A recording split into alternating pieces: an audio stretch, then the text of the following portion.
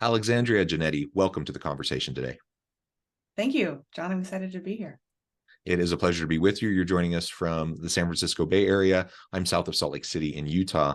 And today we're going to be talking about how we can go about creating a culture of transparency within our, I'm a big believer in trust as a foundation for most good things that happen in leadership, most good things that happen in the people management in the HR space. And I think that culture of transparency is a foundational component to that trust that we try to engender and foster within our teams. So we're going to unpack all of this and explore this in our conversation today. As we get started, I wanted to share Alex's bio with everybody. Alex is a global human resource leader with extensive experience in managing every facet of the employee lifecycle, including designing and implementing employee onboarding programs, benefits, and total compensation management, policy development, payroll management, HRIS configuration, and employee relations. She is currently the head of people at Enable, a Series C technology company with almost 550 employees across 5 countries and counting. That's wonderful. Anything else, Alex, that you would like to highlight by way of your own personal background or context, or about your company Enable as we get started? Oh, for sure. Thank you. Thank you, John. And thank you for that introduction. Much appreciated. I've grown up in tech. I've been in Silicon Valley venture-backed tech companies my entire career, and Enable to me is really special. It's a software for manufacturers, distributors, and retailers to manage their B2B rebates collaboratively. We're really trying to redefine the word rebate and bring it into the broader world as a more dinner time table talk conversation. My fiance is in finance, and so our dinner time conversations revolve around HR and finance and tech companies. I appreciate that might not be everybody's, but I learned a heck of a lot about rebates when I came to Enable. So trying to help the rest of the world also learn a heck of a lot about rebates. Well, very good. I have to admit, my initial gut reaction when I hear the word rebate is not a positive one. I have those experiences, as many probably do, where you get, you buy this thing, you get this rebate, you have to mail in a form, and then it takes forever. And then eventually you might get it back, or they might, something happen that you didn't fill it out right or whatever. That's kind of my thinking, around rebates. And I know that's an overly simplified, not entirely accurate perspective. So let's start by just correcting that a little bit for me and for the audience. Well, I'm so happy that you use the word trust, because our mission is to enable trusted trading relationships to serve customers better together. And there was a recent Gartner paper that actually came out, and the opinion of that paper was don't use discounts, use rebates. Because the whole point of a rebate is to drive a behavior, right? We focus on B2B rebates, but I think of B2C rebates. When I buy my contacts from 1-800 Contacts, I'm dropping $600-700 because I buy the daily ones because I'm a bit of a diva, self-admitted. But I will send that rebate in for $30. And so that rebate is driving the behavior of me going to 1-800 Contacts because I know I'll get a better price there through that rebate. And so you can apply the same thinking to a B2B deal. The Home Depot is one of our customers, and they use Enable to track all of their rebates with their suppliers. And think about when you walk through Home Depot, we're not in the retail section, but one day Enable will be big and giant, and you'll walk through the retail section of any store, and you'll hopefully think, wow, I wonder how all of these pieces got here. There's an entire supply chain of transactions that has to happen before anything can get out of the shelf to get to you, the end user. And we are hoping to be the backbone of those steps from source to sell. Yeah, very cool. Very cool. All right. So you are a global HR person in the tech industry, Silicon Valley. You're in a Series C technology company, growing, scaling. Tell us just a little bit more about that process, because I think that'll inform how we talk about this culture of transparency within organizations. Absolutely. And I think it's important to caveat too that different industries might have different definitions of transparency and different life cycles. When I joined Enable 2 years ago, we had about 150 people, and now we're pushing 550. So as you can all imagine, everything's broken twice. We've fixed it 3 times. We're on our 3rd build or something, right? But when you're at such a small company, when you start at such a small scale, things are a lot more visible. If there's a payroll issue, if there is a new program that you're launching, it is in front of people much louder than at a company like maybe Salesforce, for example, just to stay in the tech world, because things are so siloed there. When you're at an emerging scaling company, everything is visible, everything's right in front of you. When someone departs, that's a huge thing because everyone sees it. So how you manage those really important moments is key. Mm-hmm. I've been in a few companies in past lives where, things haven't necessarily been as transparent as they probably could have been and been bitten for it. So the executive team at Enable most of us are tech vets, right? We've done it before. Some of us have even done it together before. And so we are really looking at this as like our golden child and building the company that we want to build. And the word trust is in our mission. And so our CEO, Andrew Butt, is very, very dedicated to that word. It appears elsewhere within Enable, not just in our mission, but that word trust is huge. And he really wanted to make sure that by bringing a people person on to report directly to him, I also cared about that word. So part of my team's mission is also building trust within the business to make sure that whatever we do, whatever comes out of the people at Enable inbox is trusted. The team believes it. They know that they don't have to second guess or worry that if we say, hey, you're going to be paid on the 15th, they'll be paid on the 15th. When we think about that transparency, that's kind of like, if you look at Maslow's hierarchy of needs, the bottom piece is trusting your business. You have to trust that your benefits are there. You have to trust that you're going to get paid. You have to trust that when something's happening, whether it be good or bad, they will tell you that something good or bad is happening so that you can make informed decisions about your future.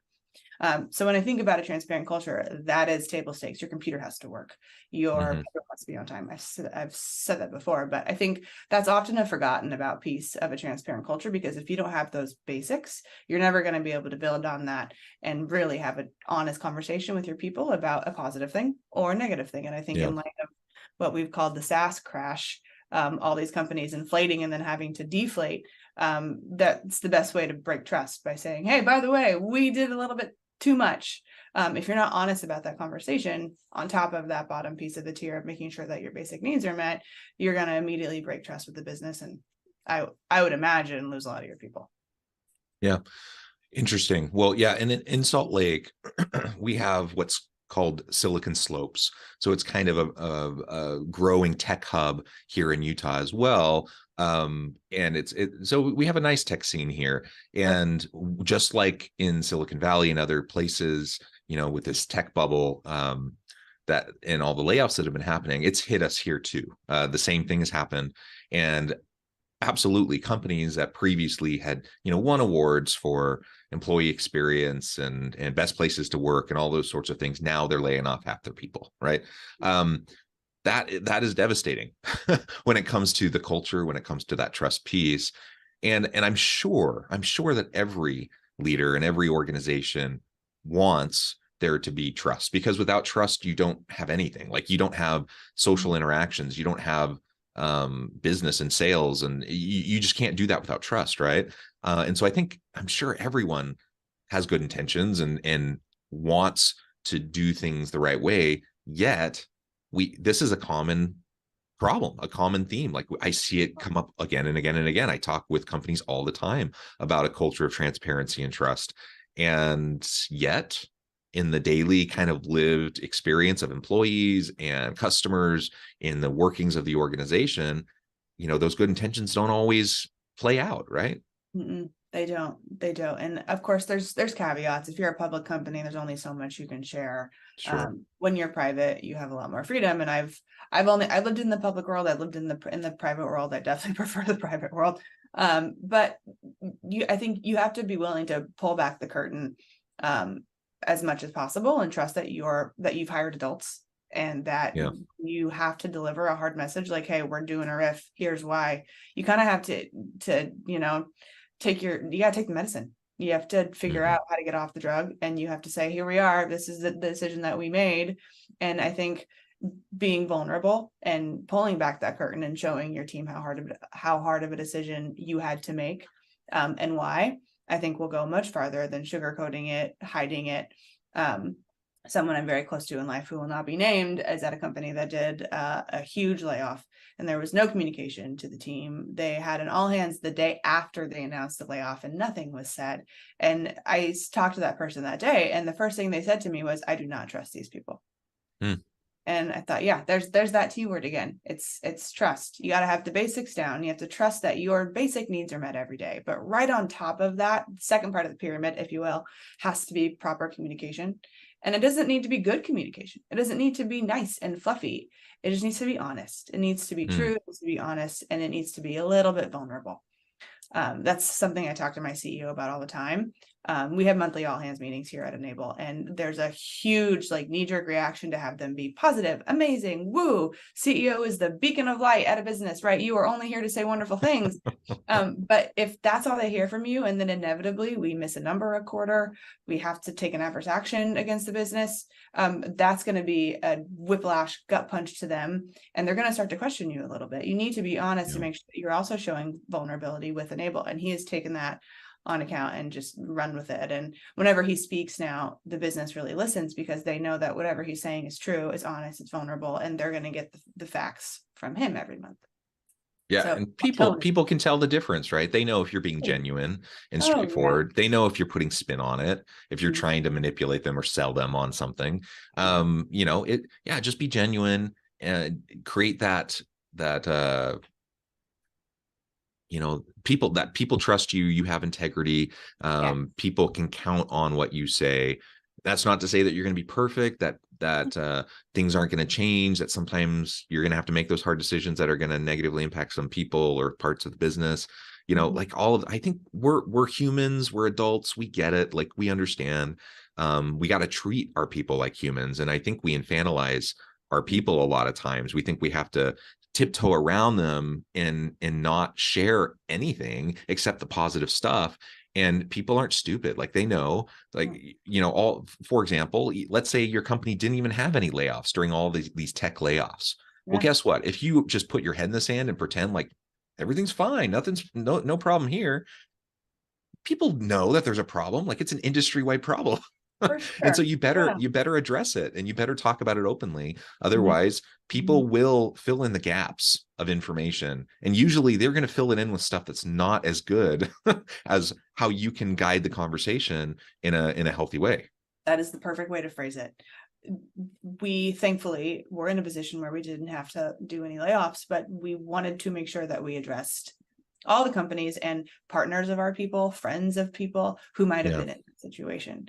The macroeconomic climate right now for tech is not wonderful. It's getting better, but it's not great. And so, we have been very honest with our business around when we're going to fundraise again, what our runway is. We really try to pull that curtain back, like I said, and give as many people at Enable as we can a lot of confidence in us as an executive team. Like, hey, because not only did we choose them, right, during the interview process, but they choose Enable, and they have to trust that the people that are leading Enable aren't going to lead them into the ground. And so every month, Andrew does a strategic briefing during the beginning of our all hands meetings and kind of gives them like a state of the state. Like, here we are, here's where we're going, here's what we got to do so that we can get there. And those are oftentimes positive, but we will make sure that he's very honest with the business on what the macroeconomic world looks like. I mean, 2 years ago, everyone was blowing their sales numbers out of the water, and that's not the case anymore. And so we're showing them our trends. We're showing them what's happening in the world. What no's do we hear from prospects? What yeses are we getting? How can we turn more no's into yeses? And it's very honest.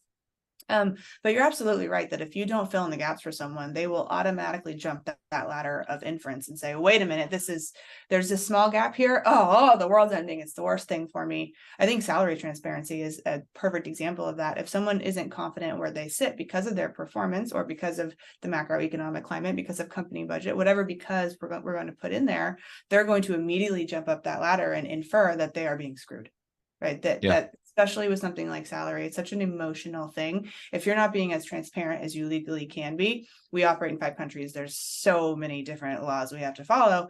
But if we're not making sure that we're giving our people as much confidence as we can within their salary, they're going to jump up that ladder and automatically think that they're going to have a better life somewhere else. So it's a tricky line to walk, but it's under that broader culture of trust. Do your people trust that you're doing right by them? I think probably what I'm getting to back you up. Yeah, absolutely. And I think in this whole transparency conversation, part of this is driven by the recognition, as you mentioned just a minute ago, that you chose them, but they also chose you. Like, and I get it. If we're in a period of tech layoffs, maybe people are feeling a little bit more uncertain about their jobs and they got to stick it out with where they're at. But generally speaking, it's still a buyer's market. Like people have choices, in the employment market, and people are choosing to work with you. So you can't just assume, oh, they're lucky to have a job, so I can just kind of treat them however I want. No, like they are choosing you, and they can just as easily choose to not be with you, and they can go somewhere else. And so it has to be a mutual and reciprocal kind of accountability and trust that's developed within your team, whether you're tiny and like small startup all the way up through scaling and even to large corporations. And you also mentioned earlier, this does get more challenging as you grow, as you get bigger, because I mean, when you're small, you literally are like seeing everybody every day, right? And you just communicate, and it just happens. And sometimes it's just very organic. And as you get bigger, you have to systematize it, and you have to make sure that you're being very strategic in how you reach out. And once you get to the point where you're like a really large company with thousands of employees, it becomes a real challenge, even when you have the best of intentions and you're trying to put the time and the energy and the money behind making sure that you're being as transparent as possible. It's not like easy to do Oh that. God, no, it's not. It's such a wide scale. I've been employee number 29, and I've offboarded someone. Hey, Joe, so-and-so's gone. Payroll, you good? Yep, cool. That's how we communicate, right? But then I was number 26557 at Workday, and that's not going to work, right? The payroll team is in a different country than I am. And in order for me to get my information over to them, it has to pass through a series of transactions that are SOC compliant, HIPAA compliant, that are confidential to protect the integrity of the employee's experience. Oh, there's so many things that go into it as you scale, and every single milestone of scale, 500, 1,000, 2,000, 20,000, is a different experience, a different process. And so when you're at a scaling company like Enable, having to find different ways to build the same process over and over again. I love it. That's why I do it. But it's so important. And you have to also, to make it even more complex and frustrating sometimes, explain to your people why you're doing it when you're doing it. Because change management is a huge part of any of that. I feel like change management when it comes to communication is probably the most important part of the communication piece. You can change a process, you can change a benefit, you can change a sales motion, but if you're not communicating the why, the how, and giving the team enough time to digest it, you're going to botch that entire thing. Just as important as the actual process is, the communication of that process change or think change, whatever you're changing is super important. Back to that trust word. I feel like we're really evolving around this word, John. I love it. Your people have to trust you, and in order for them to trust you, they have to trust that what you're communicating to them is what they need. Yeah. Well, and you mentioned earlier, that because you've been scaling so rapidly, 150 employees 2 years ago, 550 employees today. I mean, that's huge growth. And that's just a challenge for everybody. And so you have these systems, you have these processes, they either break or become obsolete. And so then you have to like rebuild, right? And it's like this constant process.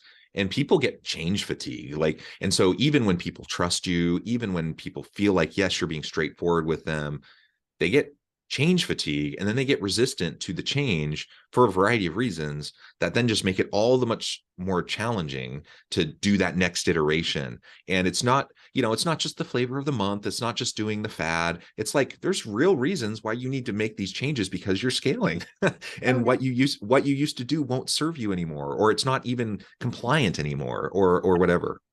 We have a bigger budget now, so there's a better way we can build this today. Yeah, that's so true. And that's something that my team's really conscious of. I think the old method of HR, by the way, I should clarify, at Enable, we are people and places. That is the team that I'm responsible for. It's your hire to fire experience, hire to offboard, I should say, experience, but then also your experience when you're in office or when you're at home. Right. And there's so much that goes into that. And I think the old way of thinking about HR and facilities, if you will, instead of people and places, is everything happens in the background. You don't hear the HR team. If you have to walk into HR's office, like, oh, shoot, you're in trouble. The facilities people are going to come and clean at night. They're going to make sure that your desk goes up and down. That's like the opposite of the picture that we wanted to paint of ourselves at Enable. We wanted to be in front of the business. One of the reasons we're people and places, but also so that, to your point, John, when I have to change things 5 times in 6 months, we have built those relationships with everybody in the business so that we can show them what it means for them. So instead of having to be a reactive function, we still are. I mean, we go from 5:20 to 5:30 sometimes in one day, or the other way. But we've built those relationships, those friendships, those connections with every piece of our business so that when those changes have to happen, we can effectively communicate the value proposition of that change, right? What is this change going to do for you, engineer? What is this change going to do for you, salesperson? Why are we getting a new expenses system? And why are we on our third one in a quarter? Right? We have to tell them why. Because the first one went bankrupt, because the second one, we picked the wrong one. And the third one, you're going to love it. This is going to be so easy for you. Look at all the perks you now have. But it's hard. It's hard to manage that change fatigue. Can I add with that specific example? There's vulnerability there, right? And being able to say, you know what? We blew it. We chose the wrong one. And so, yeah, this is going to mean a little bit more work for you. Now we have to transition. You know, people aren't dumb. Like they understand that there are innate challenges, especially when you're scaling, right? And just being a little bit vulnerable and just being open about that. Like, yeah, we didn't quite get it right last time. We're going to do better this time. This new system, this is even better. It's going to really help us. This is why it's important for you. All of that, it just helps to reinforce the trust that you build. You know, as we think about trust building mechanisms and maintenance mechanisms, it's built on those interactions. And when we just kind of gloss over things, and one of the things that I really, really hate, I get where it's coming from, but I really, really hate it, is kind of this gaslighting that often happens in the name of putting your best face forward. Like, I don't want to lose face. I want to be positive. I don't want people to lose, like, I don't want people to lack, the certainty that I feel they need around what we're doing here. And so I'm going to gloss over things, and I'm going to gaslight my people just so that they, you know, think that maybe they're not paying attention, and maybe they'll just not remember that, hey, we just switched things 3 times in the last quarter. But again, people aren't stupid. Some people won't notice. Some people do forget, but most people know exactly what you're doing, and that will undermine you and erode your trust so quickly. And it's just a simple little thing that you can do that will make all the difference in the world. Just that little bit of vulnerability. Absolutely. And I think about, you know, people and places are only one service center. We have IT, we have finance, we have compliance, we have a lot of pieces of our business that serve as a service, right? Like, I'm here to make sure that the business is protected but successful. Like, I enable our employees, if you will, in the most positive sense of that word as I can use. When I think about the services my team has received from other parts of Enable, right? I think about our IT team. We are one of the same. We both are here to protect the business and make sure that our people can exceed any expectation that they might have of themselves, right? We're here to be an accelerant. I think about, you know, how easy is it to log into my email? Do I get my computer on time? And if any of those experiences aren't positive, what is happening to me as the end user to make sure that my experience, even though the actual transaction might not have been positive, how do I make sure, or how am I receiving that experience? Is it the IT person reaching out and saying, I can't believe you forgot your password? Oh my God, I do that all the time. By the way, I'm the queen of that. I am every IT person's nightmare. I am sorry, Ewan, it's my problem. But every time I go to the IT team, I feel so supported and cared about, because I've never met with any sort of gaslight. That's the perfect word. I never get in trouble. It very well could be because I'm an executive and they might be giving me some lip service, but my team is very honest with me, and there's a couple of me's on my team too, and they never are afraid to go approach that team. And I think that's what that turns into, is when you start to break down that trust and inevitably put up that barrier between you and your customer, because everybody at Enable is my customer, right? Those are my customers. They're not going to come to us. They're not going to trust us with things. They're not going to ask us the questions that we need to be aware that they have questions on.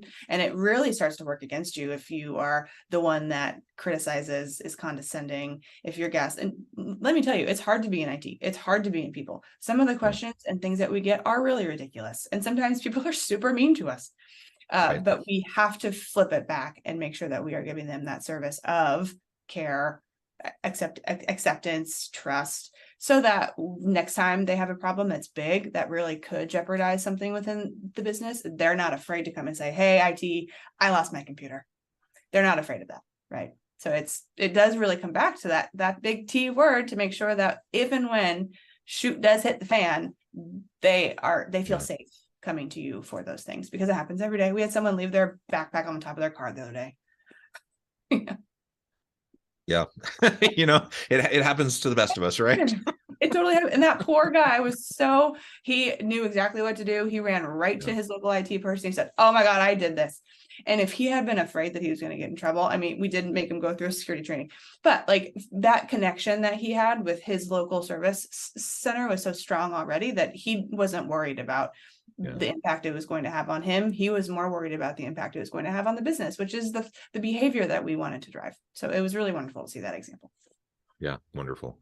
Well, Alex, this has just been a really fun conversation. We could go on, and we've only scratched the surface around transparency and culture, but we're going to have to end it there for today. Before we wrap things up for today, I wanted to give you a chance to share with the audience how they can connect with you, find out more about your work, your team there at Enable, and then give us the final word on the topic for today. Oh, for sure. I mean, a culture of transparency to me feels like common sense, but I feel like for a lot of businesses that maybe aren't in a more progressive sector, it isn't. So for anyone listening to this, I would encourage you to just talk to your managers about what it means to them to have a transparent culture and see how far you can make that ripple go. It's my 2 cents. And then you can find me on LinkedIn. I'm Alexandria Genetti. I'm soon to be Alexandria Kramer with a C. I'm getting married in a couple of months. So if you see that change, congratulations. Thank you. Thank you. I do not love wedding planning. I would much rather be talking to you about this. In the spirit, of trust and transparency. I'm an HR lady. I'm not a wedding planner. If I ever had to do it again, I would elope. You know, it's too much hassle. If Vegas wasn't down right now, I wouldn't be doing it. Well, very good. Alex, thank you so much. It's been a pleasure. I encourage the audience to reach out, get connected, find out more about what Alex and her team there at Enable can do for you. And as always, I hope everyone can stay healthy and safe, that you can find meaning and purpose at work each and every day.